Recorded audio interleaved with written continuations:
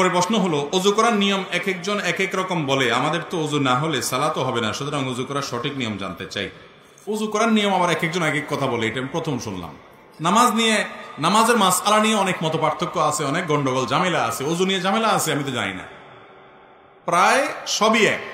তারপরে তিনি জানতে চেয়েছেন ওযুর সুন্নাত তরিকা হলো, আপনি প্রথম 2 হাতের কবজি পর্যন্ত ধোবেন, 2 হাতের কবজি পর্যন্ত 3 বার ধোবেন।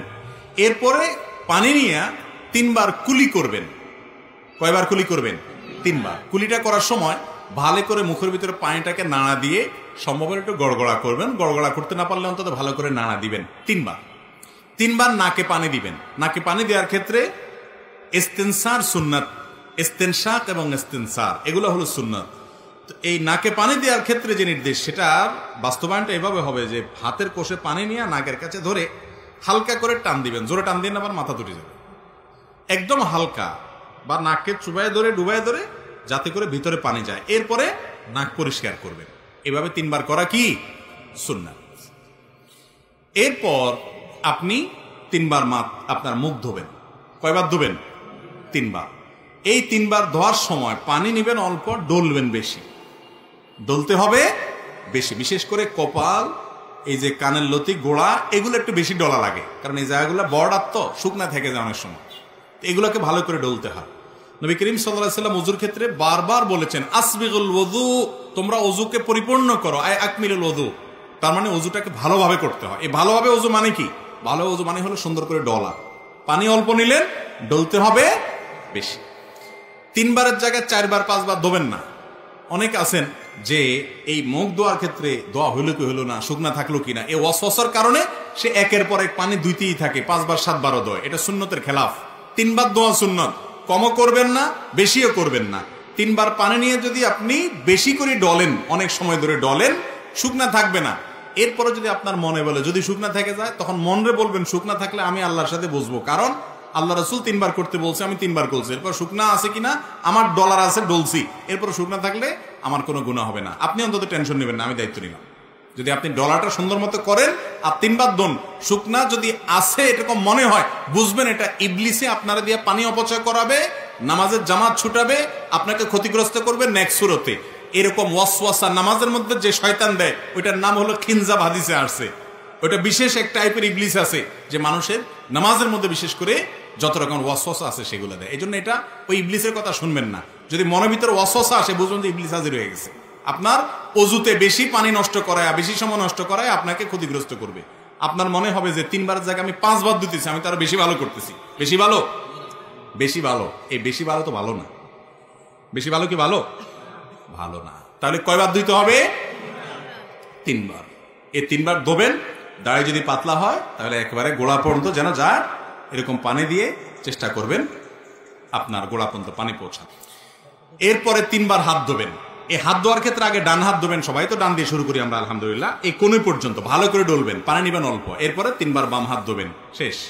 শুরুতে বিসমিল্লাহ বলবেন, বিসমিল্লাহ বলে করবেন। আরেকটা জিনিস রয়ে গেছে, মেসওয়াক, গুরুত্বপূর্ণ জিনিস। ওযুতে শুরুতে আপনি কি করবেন? মেসওয়াক করবেন। মেসওয়াক তো এখন আমাদের আর নাই, হারায় গেছে। কয়জনের পকেটে মেসওয়াক আছে দেখাতে পারবেন এখন? একজনে হাত তুলছেন, 2 জন, আর হয়তো 2-4 জন হবে। মেসওয়াক নাই। ভালো করে শুনে রাখেন, নবী করিম সাল্লাল্লাহু আলাইহি সাল্লাম বলেছেন, লাউলা আন আশুক্কা আলা উম্মতি লা আমারতুহুম বিসওয়াক। যদি আমার উম্মতের জন্য মেসওয়াকটাকে আমি কঠিন মনে না করতাম, আমি মেসওয়াক করাটাকে আবশ্যক, ফরজ ওয়াজিব করে দিতাম, অর্ডার জারি করে দিতাম, যাতে সবাই মেসওয়াক করে। কারণ ওই মেসওয়াকটা বিশেষভাবে খেয়াল করবেন, বিসমিল্লাহ বলে করবেন। শুরুতে 2টা মিস্টেক ছিল, বলে দিলাম। এবার আসি, 2 হাত ধোয়া শেষ, মাথা মাসে করবেন। ভিজা হাতরে এইভাবে পুরো হাত ভিজানোর পর এই হাতকে আপনি মাথায় দিয়ে এভাবে টান দিবেন। টান দিয়ে একেবারে পেছন পর্যন্ত নিবেন। সেখানে হাতের এইটুক ব্যবহার করবেন, এটাকে টান দিবেন, তাহলে এইটুক অব্যবহৃত থেকে যাবে। এভাবে যখন টান দিবেন, গোড়ার অংশ থেকে যাবে। এবার আসার সময় এইরকম করে টান দিবেন, তাহলে যাওয়ার সময় অর্ধেক হাতে আর আসার সময় বাকি অর্ধেক হাতে টান দিবেন। তাতে পুরো মাথা কি হয়ে যাবে? মাসা হয়ে যাবে। এই মাথা পুরাটা মাসে করাটাই হলো সুন্নাহ। পুরো মাথা মাসে করলেন, এরপরে ভিজা আঙ্গুল দিয়ে কি করবেন? কান মাসা করবেন। কান মাসা শেষ, গর্দান মাসা করবেন কিনা, এই তো এবার একটা ভেজাল এবং কামড়া কামড়ির জায়গায় চলে আসি আমরা, তাই না? এই একটা জায়গাতে ঝামেলা একটু এবং মতপার্থক্য আছে।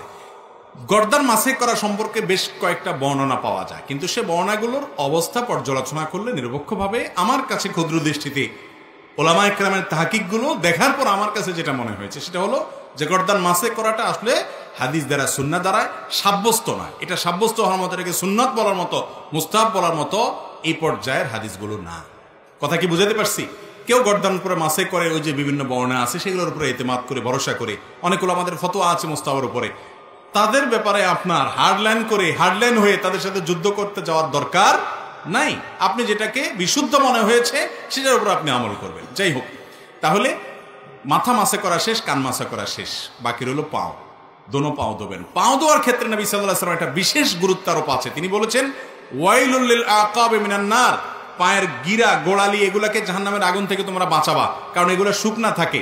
বিশেষ করে যে শীতের মৌসুম চলতেছে, এখন তো আমরা 4G গতির ওযু করি। শীতের সময় 4G গতির ওযু চলে না। মসজিদের ওযুখানাগুলোতে দেখবেন গরমের সময় সিরিয়াল পড়ে যায়। যে ওযু করতে একবার চান্স পায় সে আর উঠতে চায় না, বিশেষ করে জোহরের ওযু। যত পানি ঢালে তত শান্তি। আর শীতের সময় দেখবেন যে ওযুখানাতে, মাগরিবের সাথে তো ওযুখানাতে কোনো মানুষই পাওয়া যায়, সবাই আসরটা দিয়া রেডিমেড একদম এসা পর্যন্ত কমপ্লিট করে।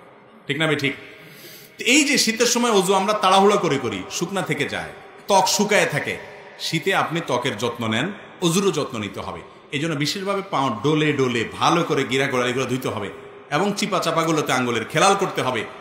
এভাবে যদি আপনি 3 বার ডান পাও 3 বার বাম পাও ধোন, আপনার ওযু কমপ্লিট। এরপরে কালিমায়ে শাহাদা পাঠ করেন। আল্লাহ রাব্বুল আলামিন ইনশাআল্লাহ বিইذনিল্লাহ এই ওযুর মাধ্যমে আপনার জান্নাতে যাওয়াকে সহজ করবে। বুঝাতে পারছি? তাহলে এইভাবে ওযু করতে হবে।